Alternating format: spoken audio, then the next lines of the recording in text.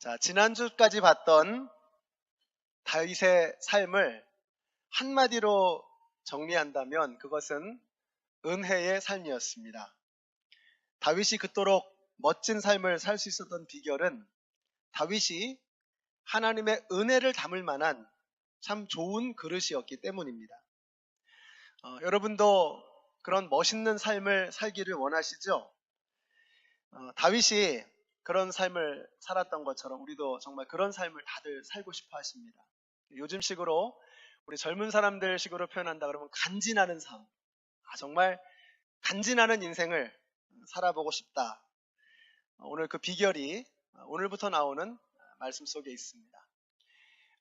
이 로마서 12장의 말씀을 5번에 걸쳐서 보려고 하고요.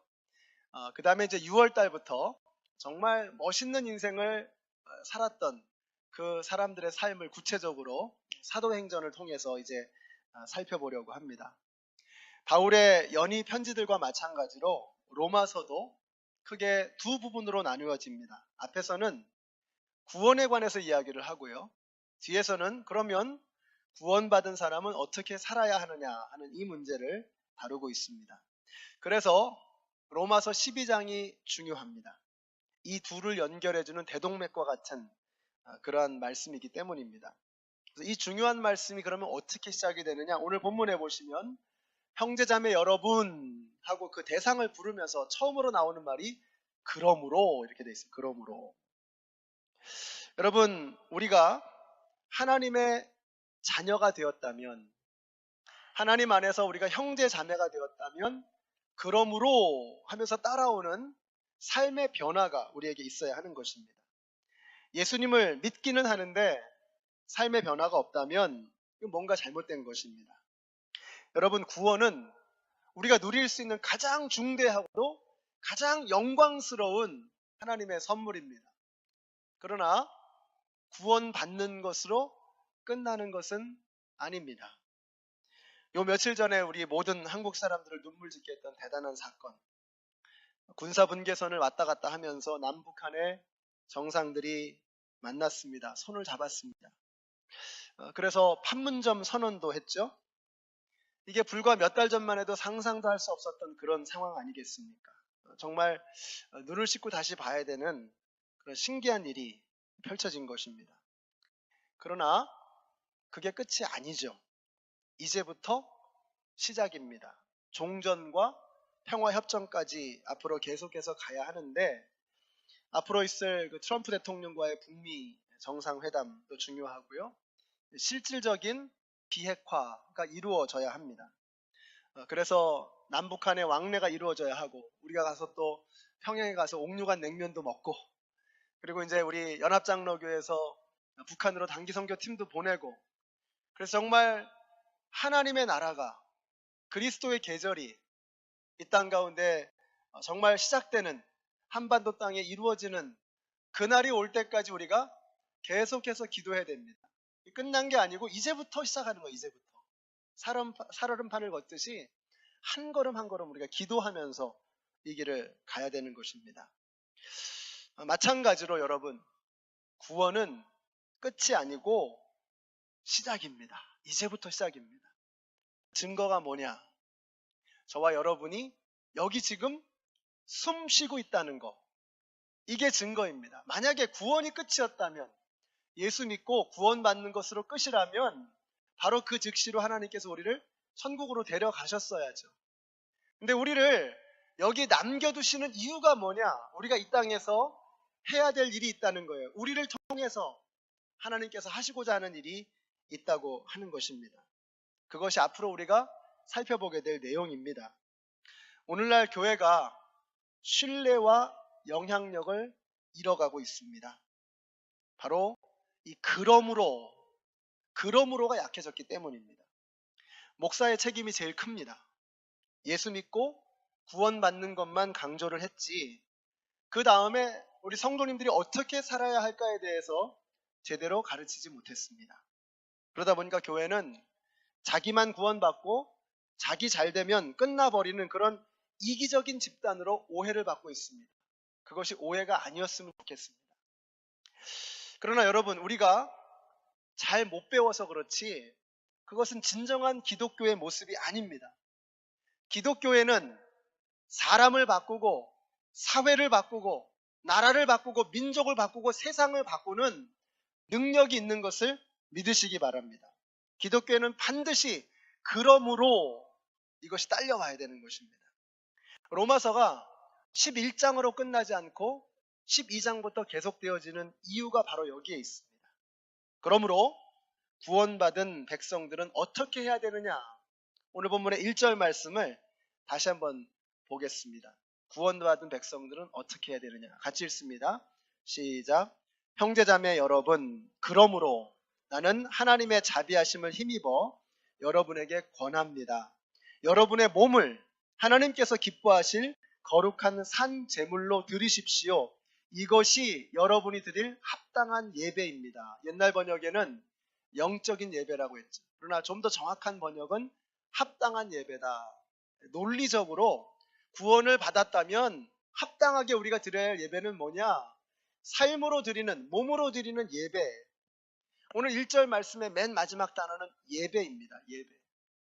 우리가 하나님의 자녀가 되었다면, 하나님의 백성이 되었다면 가장 먼저 나타나는 증표는 예배입니다. 예배. 하나님의 백성은 예배 드리는 사람입니다. 이 백성은 내가 나를 위하여 지었나니 나의 찬송을 부르게 하려 함이라. 하나님께서 우리를 지으신 목적은 찬송을 부르는 것, 예배를 드리는 것입니다. 인간의 본분이 무엇입니까? Glorify Him and enjoy Him forever. 그분을 영화롭게 하고 그분을 영원토록 즐거워하는 것, 예배를 드리는 것. 여러분, 이것이 우리 인간의 본분인 것입니다. 자, 그러므로 우리 사람에 있어서 예배가 망가지면은요, 그의 삶이 함께 망가져 버립니다. 예배가 엉키면 그 삶이 엉켜져 버리는 거예요. 여러분, 가인과 아벨의 제사 기억하시죠? 가인의 인생이 꼬였습니다. 왜 꼬였죠? 어떻게 꼬였습니까? 최초의 살인자가 되었고 방랑하며 유리하며 떠도는, 불안에 떠는 그런 인생으로 꼬여버리고 말았습니다. 그 꼬여버린 이유가 뭐죠? 예배가 꼬여버린 거죠. 예배를 망쳐버린 거죠. 가인이 예배를 실패함으로, 그는 예배에 실패하는 사람이었습니다. 하나님 만나는 것을 지속적으로 실패하는 사람. 그 인생은 꼬여갈 수밖에 없는 것입니다. 오늘 여기 계신 우리 모든 성도님들이 다른 거 다 실패해도 that's okay. 소망이 있습니다. 우리가 사업에 실패할 수도 있고, 연애에 실패할 수도 있고, 진학에 실패할 수도 있고, 관계에 실패할 수도 있고, 그러나 여전히 우리에게는 소망이 남아 있어요. 그러나 예배에 지속적으로 실패하는 사람, 하나님 만나는 일을 계속적으로 실패하는 사람에게는 일어설 소망이 없는 것입니다. 예배에 실패하지 않는, 예배를 성공하는 우리 모두가 되시기를 예수님의 이름으로 축원합니다. 무너지던 인생이 언제부터 변곡점을 이루며 다시 치고 올라갈 수 있느냐? 하나님을 만나는 것입니다. 예배로부터 시작이 되는 거예요. 무너지던 인생은 하나님과 함께 다시 날아오르게 되는 것입니다. 자, 그런데 우리가 다 예배는 지금 드리잖아요. 예수 믿는 사람 중에 예배 안 드리는 사람, 예배를 가볍게 여기는 사람이 어디에 있겠습니까? 근데 그 예배가 주님이 기뻐하시는 예배는 어떤 예배인가 하는 것입니다. 오늘 본문에 보니까요, 몸을 드리는 예배라고 했어요. 몸을 드리는 예배. 이것이 오늘 나누고자 하는 첫 번째 메시지입니다. 자, 몸을 드리는 게 뭘까요? 몸을 드린다라는 말은 바칠 헌자에 몸 신자를 쓰죠. 헌신. 그러니까 몸을 드리는 것은 헌신하는 것입니다. 하나님께서 마음을 드려라, 삶을 드려라, 이렇게 말씀하실 수도 있는데 굳이 우리에게 몸을 드려라라고 말씀하신 이유가 뭘까요? 제가 이 말씀을 가만히 묵상해 보니까 왜 하나님은 우리에게 몸을 드리라고 했을까? 가만히 보니까 몸을 드리는 게 우리한테는 제일 어려워요.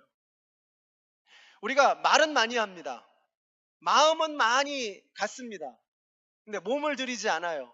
말로는 은혜 받았습니다. 열심히 해보겠습니다. 용서하겠습니다. 사랑하겠습니다. 거짓말하지 말아야지. 말로는 뭘 못합니까?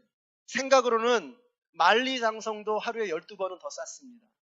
문제는 뭐죠? 몸으로 실천하지 않습니다. 사랑하는 성도 여러분, 신앙은 말잔치가 아닙니다. 말은 누가 못하겠습니까? 우리가 입으로 때우는 것을 경계해야 합니다. 몸으로 보여주어야 합니다.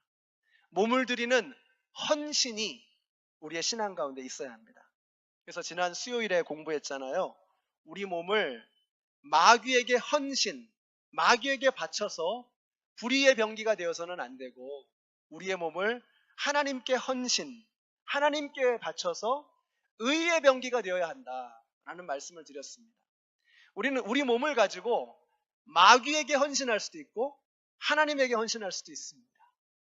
오늘 여기 나오신 우리 모든 성도님들이 마귀에게 헌신하셔서, 그래서 정말 불의의 병기가 되는 것이 아니라 우리의 삶을, 우리의 생명을, 우리의 몸을 하나님께 드려서 하나님께 헌신하심으로 의의 병기가 되어지시는 우리 모두가 되시기를 예수님의 이름으로 축원합니다. 누가 우리를 붙드는가가 중요한 거예요. 우리는 자꾸 뭘 중요하게 생각하죠? 내가 얼마나 대단한 무기가 될 것이냐, 얼마나 대단한 인물이 될 것이냐. 그래서 공부도 열심히 하고 돈도 많이 벌고 능력도 키워가지고 엄청난 어마어마한 대단한 무기들이 되려고 합니다. 내 손에 대단한 무기들을 쥐려고 해요. 더 중요한 건 무엇입니까? 내가 누구의 손에 붙들리느냐 하는 것입니다. 아니, 하버드를 나오면 뭐 합니까? 마귀의 손에 붙들려 있는데. 근데 우리가 오병이어라도 정말 아무것도 아닌 그런 미약한 존재일지라도 하나님의 손에 붙들리면 그 사람을 통해서 놀라운 하나님의 역사가 일어나게 되는 것입니다. 우리 여기 나오시는 우리 모든 성도님들, 절대로 마귀의 손에 붙들리는 불의의 병기 되지 마시고 하나님의 손에 붙잡히는 의의 병기들이 되셔서 하나님의 나라와 그의 영광을 위해서 쓰임받는 우리 모두가 되시기를 예수님의 이름으로 축원합니다.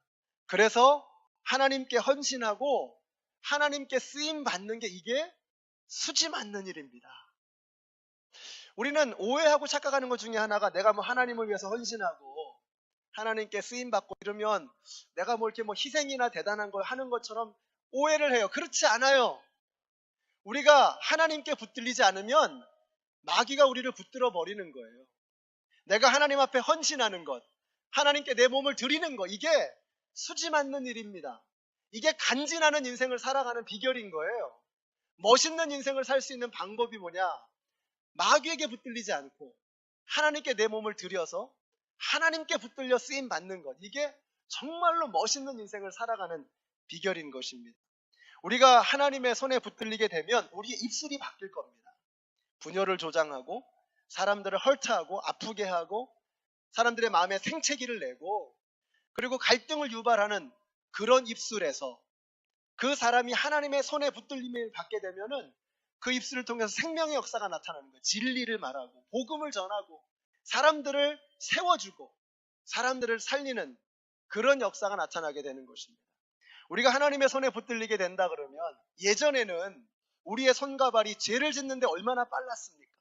죄 짓는 곳에 달려가고 죄를 짓는 일로 우리의 손을 사용하고 그렇게 우리가 많은 파괴적인 일들을 했지만, 주님에게 붙들리게 되면, 하나님의 병기로 하나님의 손에 붙잡히게 되면 우리를 통해서 사람들을 세워주고 사람들을 하나 되게 하고 지쳐있는 영혼들을 힘을 불어넣어주는 생명의 은혜의 역사가 우리를 통해서 일어나게 되는 것입니다.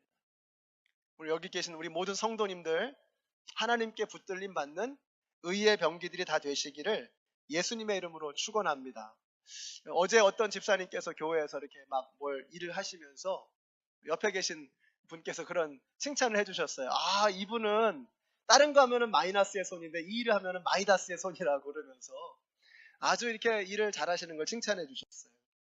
여러분, 우리가 하나님의 손에 붙들림을 받게 되면은요, 하여튼 뭐만 손만 대면은 망해버리는 그런 마이너스의 손이 아니라 하나님께 붙들림 받게 되면은 뭐든지 그냥 아름답게 만들어버리는 마이다스의 손이 되는 거죠. 그런 은혜가 하나님의 의의 병기들을 통해서 나타나게 되는 것입니다. 이처럼 우리는 주님께 쓰임받고 헌신하는 것을 우리의 희생으로 생각하지만 아닙니다. 그게 축복입니다. 우리의 인생이 달라지는 비결입니다. 그래서 바울이 헌신을 말하면서 이렇게 말을 하는 거예요. 나는 하나님의 자비하심을 힘입어 하나님께 여러분에게 뭐예요? 권합니다. 이렇게 돼요. 권합니다. 이게 권합니다라고 하는 이 단어가 파라클레오라는 단어를 쓰는데요. 이게 중요한 단어입니다. 뭐냐면 파라클레오, 파라라는 말은 옆에, 가까이 이런 뜻입니다. 칼레오라고 하는 이 단어는 말한다는 거예요. 그러니까 옆에서 나지막하게 말하는 거예요. 내가 하나님의 자비하심으로 말한다는 거예요. 권한다는 거죠. 바울이 헌신을 말하면서 강하게 얼굴을 바라보면서 강하게 도전하면서 명령하지 않았어요. 나지막한 소리로 권하는 것입니다. 그 말의 뜻은 뭘까요? 섬김은, 헌신은 자발적이어야 한다는 것입니다. 우리의 헌신은 자발적일 때 아름답습니다. 자발적일 때 빛을 발하는 거예요. 그래서 내가 모든 하나님의 자비하심으로 권하노니, 파라칼레오, 권한다는 거예요. 부드럽게 말하는 거죠. 제가 우리 성도님들한테 뭐를 이렇게 부탁을 할 때 어떤 일에 한번 헌신해 보십시오, 또 이거 한번 해보세요 라고 말할 때 굉장히 부드럽게 말합니다. 근데 여러분 왜 그러냐면요, 헌신은 자발적인 것이어야 하기 때문에 그래요. 못해요, 안 해요 그러면 제가 이렇게 막 끝까지 이렇게 막 밀어붙이진 않아요. 할 수 없죠 뭐. That's your loss. 이런 마음이 드는 거예요. 아니 이거 하나님께 헌신하는 것이, 이게 하나님께 쓰임받는 게 이게 축복인데, 이게 대박인데. 오늘 여기 나오신 우리 성도님들, 자발적으로 헌신하는 것, 헌신은 자발적일 때 빛을 발하는 것입니다. 그래서 여러분들이 헌신하는 삶을 즐겁게 여기시고 그래서 빛을 발하시는 여러분들이 되시기를 바라요. 그래서 이것이 두 번째로 나누고자 하는 메시지입니다. 헌신은 자발적이어야 한다. 여러분, 우리가 하나님의 자비하심을 깨달으면, 하나님께서 나에게 어떤 역사를 이루셨느냐, 내가 지옥불에 떨어져 죽을 수밖에 없는데 이런 나를, 생명을 주시고 영원한 생명을 누리게 하시고 우리의 가정을 회복시켜 주시고 내 인생을 돌이켜 주시는 그 하나님의 은혜를 생각하면 헌신은 그냥 막 이렇게 흘러나오는 거예요. 스며 나오는 거예요. 그게 진짜입니다. 우리 성도님들이 자발적으로 헌신하는 그런 분들이 되시면 좋겠습니다. 그래서 여러 가지를 이렇게 하면서 헌신하지 않는 이런 분들을 보면 제가 염려가 됩니다. 이분이 과연 정말 구원받았는가? 라는 이런 염려를 하게 돼요. 의구심이 생기는 거죠. 우리의 생명을 구해주신 그 하나님의 자비하심을 생각한다면 우리가 헌신하는 것이 자연스러운 것인데 어떻게 이런 일이 일어나게 되는가? 우리가 예수를 믿는다고 하면서도 헌신하지 못하는 것은요, 둘 중에 하나입니다. 정말로 마음은 있는데 여건이 되지 못해서, 그래서 헌신하지 못하는 분들도 계십니다. 여러분, 우리가 그렇게 정말 마음은 있는데 헌신하지 못하는 이런 경우를 보면서 우리가 특별히 이런 분들은 그런 마음이신 것 같아요. 뭘 하나 해도 정말 잘하고 싶은 그런 분들 계시는 거죠. 그래서 자잘하게 섬기는 것은 양이 안 차는 겁니다. 그러니 차라리 안 하고 말지. 근데 그런 분들 평생 못 섬깁니다.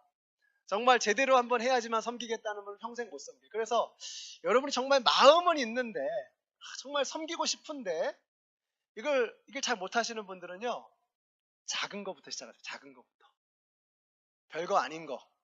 작은 거부터 시작하는 겁니다. 그래야 할 수 있습니다. 대단한 섬김일 필요가 없습니다. 그냥 내가 감당할 수 있는 작은 것부터 시작하는 거예요. 지난주에 한 성도님이 정말 작지만 아름다운 헌신을 이야기하셨습니다. 남편 직장 때문에 이 남편이 직장에 주일날 못 나오니까 어린애들을 3명을 데리고 혼자서 와야 되는 거예요. 그 얼마나 이게 힘든 일이겠어요. 근데 이렇게 성경 공부를 하면서 헌신의 마음을 자꾸 주시는 거예요. 애들을 사랑하는 그런 마음 때문에 이게 교사로 섬겨보고 싶다, 이런 마음을 주시는 거예요. 근데 이게 매주 이렇게 커밋하는 것이 쉬운 일이 아니니까 한 달에 한 번은 섬겨보겠다는 이런 마음을 나눠주셨어요. 참 멋있다는 생각이 들었어요. 한 달에 한 번 해볼 수 있잖아요. 할 수 있잖아요. 내가 잘하는 거 가지고 한 달에 한 번을 아이들을 섬기는 겁니다. 요즘에 우리 교회 애들이 늘어납니다. 근데 아이들이 늘어나는 것만큼 교사들의 숫자가 늘어나지 않고 있어요. 이거는 조만간 문제가 될 수 있습니다. 아니, 우리가 애들을 교육하는 것이 가장 중요한 것이라고 말하면서 교사가 부족해요. 교사가. 그럼 피해보는 것은 누구입니까? 우리 아이들이거든요. 우리가 선교도 열심히 하고 전도도 열심히 합니다. 근데 교육을 소홀히 하는 경우를 많이 보게 됩니다. 우리 교회는 영혼 구원하는 교회, 영혼 구원이 수평적으로 이루어진다면 전도와 선교입니다. 영혼 구원이 시간적으로 다음 세대에게 이어진다면 그것이 교육입니다. 그래서 교사들이 지금보다 2배는 많아야 합니다. 영어 잘 못해도 괜찮아요. 우리 한국말 잘하는 애들 많습니다. 여러분이 온전히 완전히 100% 커밋 못해도 괜찮아요. 25%만 하셔도 한 달에 한 번은 섬겨보겠다. 그것이 큰 힘이 될 수 있습니다. 큰 도움이 될 수 있어요. 섬김은 자발적이어야 빛이 나거든요. 아름답습니다. 우리가 하나님에게 쓰임받는 것이 얼마나 큰 축복인지 몰라요. 5월 8일에 우리 칼럼에도 썼잖아요. 우리 은퇴하신 목사님들, 사모님들을 섬기는 그런 행사가 있습니다. 8년 동안 저희가 하고 있어요. 그런데 하시는 분들만 하는 걸 봅니다. 그러니까 힘드시잖아요. 어르신들이. 우리 젊은 사람들이 시간 내서 그날 와서 음식도 좀 도와주시고, 그리고 뭐 디저트 잘 하시는 분들은 예쁘게 디저트 데코레이션도 해주시고, 노래를 잘 하시는 분은 오셔서 특성도 불러주시고, 여러분들이 서빙도 하시고 앉아서 그냥 편안하게 드시도록 생각해 보면 그분들은 이 이민 사회에서 가장 어려웠던 시기에, 가장 힘들었던 시기에 이 이민 사회 워싱턴 지역을 위해서 영혼 구원을 위해서 자신의 삶을 바쳤던 분들입니다. 그 어르신들에게 잘 해드리면 저는 하나님께서 그냥 넘어가지 않으실 것 같아요. 우리 교회가 잘 되는 이유, 정말 저는 그렇게 생각합니다. 하나님께서 좋아하실 일이에요. 이분들을 귀하게 여기고 섬기는 것은 하나님께서 기뻐하실 일입니다. 여러분들이 시간 내셔서 오셔서 도와주세요. 난 도저히 시간이 안 난다. 그러면 제가 말씀을 듣자 하니까 지난 8년 동안 예산이 똑같았대요. 한 번도 예산이 안 올랐대요. 이번에 조금 더 보태는데 그래도 좀 모자랄 것 같아요. 시간이 안 된다 그러면 도네이션 하세요. 뭐 음료수도 사오시고 수박도 사오시고 하세요. 하나님께서 우리를 축복해 주시는 방법이라고 생각합니다. 우리가 헌신하는 거 제발 말로 때우지 말고 마음으로 끝내지 말고 몸으로 섬겨야 합니다. 그래야 하나님께서 기뻐하시는 진정한 예배가 되는 거죠. 오늘 여기 나오신 우리 모든 성도님들이 자꾸 이렇게 말로 때우는 바리새인 되거든요. 우리가 점점 위선자가 돼가거든요. 그런 사람들이 되지 마시고 몸으로 섬길 수 있는 우리 모두가 되시기를 예수님의 이름으로 축원합니다. 자, 이렇게 어떻게 해야 될지를 몰라서 못 섬기는 분들은 작은 것부터 하시면 되겠고요. 또 어떤 분들은 왜 해야 되는지를 모르는 분들 계십니다. 이런 분들은 자신의 구원을 점검해 보셔야 돼요. 내가 정말 구원 받았나? 우리가 정말 구원 받았다면 정말 내가 죽을 수밖에 없는 내 생명을 하나님께서 건져주셨다는 것을, 이 감격을 깨달으면 이게 몸이 쉐이크하는 겁니다. 몸이 흔들리는 거예요. 감격 속에 몸이 막 흔들리는 거예요. 거기서 헌신이 나오는, 거기서 섬김이 나오는 것입니다. 만약에 여러분이 내가 구원 받았나 구원 받지 못했나 헷갈리신다면 고민하지 마시고 예수 영접 모임에 오세요. 예수 영접 모임에 오셔서 확실하게 예수님 영접하시고 몸으로 섬기는, 몸으로 헌신하는 기쁨을 누리시는 여러분 모두가 되시기를 예수님의 이름으로 축원합니다. 자, 그런데 우리가 이렇게 헌신을 결심했다가도 어떻게 되죠? 금세 마음이 사그러들고 변심합니다. 그래서 중요한 것이 2절 말씀입니다. 우리 2절 말씀 같이 읽습니다. 시작. 여러분은 이 시대의 풍조를 본받지 말고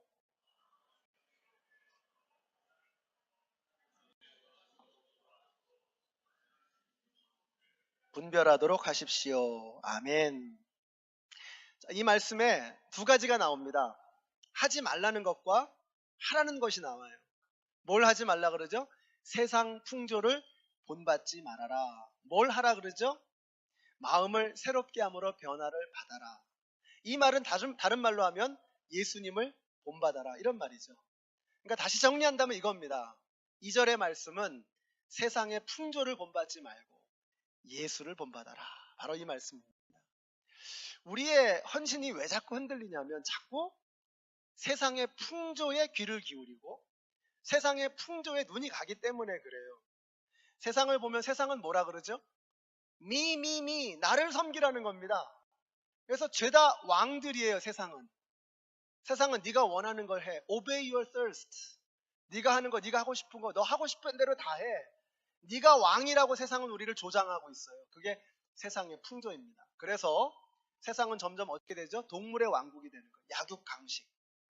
강한 자가 약한 자를 먹어버리는 약육 강식의 동물의 왕국이 돼버리는 거예요. 그런데 하나님께서는, 예수님께서는 우리에게 뭘 가르쳐 주시죠? 인자는 섬김을 받으러 온 것이 아니라 섬기려 하고 많은 사람들의 대속물로 자신을 주시기 위해서 오셨다는 거예요. 세상은 나를 섬기라고 하지만 예수님은 내가 섬기겠다고 말씀하시는 거예요. 우리는 세상의 풍조를 따라가는 것이 아니라 예수를 따라가야 할 줄로 믿습니다. 예수를 따라가면 그곳에 하나님의 나라가 임하게 되는 거예요. 우리는 동물의 왕국이 아니라 하나님의 왕국 가운데 살아야 할 사람들입니다. 언젠가 제가 예전에 아주 옛날에는 이런 예화를 좀 몇 번 드린 적이 있었는데, 천국과 지옥의 차이. 음식이 둘 다 푸짐하대요. 천국도 많고 지옥에도 먹을 게 많대요. 근데 먹는 룰이 뭐예요? 길 따란 젓가락으로. 길 따란 젓가락. 그러니까 지옥에서는 전부 뭐예요? 나를 섬겨라. 그러니까 내가 막 나 혼자 먹으려고 그러죠. 긴 젓가락으로 절대로 못 먹는 거죠. 근데 천국은 어떻습니까? 예수님을 닮아서 서로 섬기는 거죠. 서로 막 먹여주면서 깔깔거리고 웃고 잔치가 벌어지는 거죠. 축제가 벌어지는 거죠. 우리 연합장로교회가 동물의 왕국이 아니라 이곳에 하나님의 나라가 임하게 되시기를 예수님의 이름으로 축원합니다. 우리가 목장을 통해서 하고 싶은 게 뭐예요? 하나님의 나라를 한번 맛보자는 거예요. 경험해 보자는 거예요. 서로 섬기면서 헌신하면서 말로만이 아니라 입으로 때우지 말고 마음으로 끝내지 말고 몸으로 섬기면서 한번 하나님의 나라를 만들어 가보자는 거예요. 우리의 가정이, 남편과 아내가 서로 섬기면 그곳에 하나님의 나라가 임하는 거예요. 우리 목장 안에서, 교회 안에서 서로 섬기고 헌신하면 그곳에 하나님의 나라가 임하게 되는 거예요. 오늘 여기 나오신 우리 모든 성도님들은 세상의 풍조를 따라가지 마시고 나를 섬기라는 그 세상의 흐름에 편승하지 마시고 내가 섬기겠다고 하는 예수 그리스도를 본받고 따라가시는 우리 모두가 되시기를 바랍니다. 그 예수 그리스도를 따라가는 방법이 뭐냐? 두 가지를 말씀드리고 싶은데, 하나는 기도와 말씀입니다. 기도와 말씀. 세상이 얼마나 시끄럽습니까? 세상의 그 광고들, 세상 사람들이 하는 이거 좋다 저거 좋다 하는 그 모든 이야기들, 그 시끄러운 소음들을 제거하려고 그러면 제거해야지만 하나님의 음성이 들리기 시작해요. 그것이 기도입니다. 세상의 말들은 얼마나 많이 변합니까? 조변석계 하잖아요. 하루에도 12번씩 바뀌는 그 세상의 말들. 그래서 세상은 믿을 수가 없는 거예요. 계속 바뀐다는 말은 뭐예요? 믿을 수 없다는 거거든요. 진리가 아니라는 거거든요. 그러나 예수 그리스도는, 하나님의 말씀은 어제나 오늘이나 영원토록 변함이 없는 것을 믿으시기 바랍니다. 그래서 예수는 진리예요. 그래서 하나님의 말씀은 진리인 겁니다. 끊임없이 변화되는 세상 풍조를 따라가지 마시고 세상 붙들려고 하지 마시고 하나님의 말씀을 딱 붙잡으면 내 인생이 바위처럼 흔들림이 없는 것입니다. 첫째는 하나님의 말씀과 기도를 붙잡는다. 둘째는 서로 붙잡아 줘야 합니다. 그래서 그림을 한번 보실까요? 레드우드 내셔널 파크. 기대하시라 개봉박도 다음 주에 보여드리겠습니다. 이거. 그래서 이게 도대체 뭐를 의미하는 것인가? 서로를 붙잡아 주어야 해요. 그게 신앙생활입니다. 그게 교회입니다. 그게 공동체이고 그것이 목장의 모습인 것입니다. 오늘 말씀을 마치겠습니다. 구원받는 성도라면 구원받은 자에게 합당한 삶이 있습니다. 하나님이 기뻐하시는 거룩한 산 제사를 몸으로 드리는 헌신, 몸으로 드려야 합니다. 말로 때우지 말고 마음으로 끝내지 말고 몸을 드려야 합니다. 그러면 하나님께서 그것을 기쁘게 받으시고 거룩하게 여겨주실 것입니다. 오늘 이 말씀 듣고 작은 것부터 한번 해보세요. 작은 것부터. 아주 작은 것부터 실천하는 거예요. 어르신들 부축하며 내려가는 건 내가 담당하겠다. 작은 섬김부터 실천하는 거죠. 여기 복도에 보이는 쓰레기는 내가 다 치우겠다. 작은 실천부터 시작하는 것입니다. 그래야 위선적인 신앙을 깨뜨리고 바리새인이 되지 않을 수 있습니다. 하나님께 우리의 몸을 들여서 마귀의 권세를 깨뜨리고 하나님의 나라를 이루어가는 기쁨의 제사를 하나님 앞에 올려드리는 의의 병기들이 다 되시기를 예수님의 이름으로 축원합니다.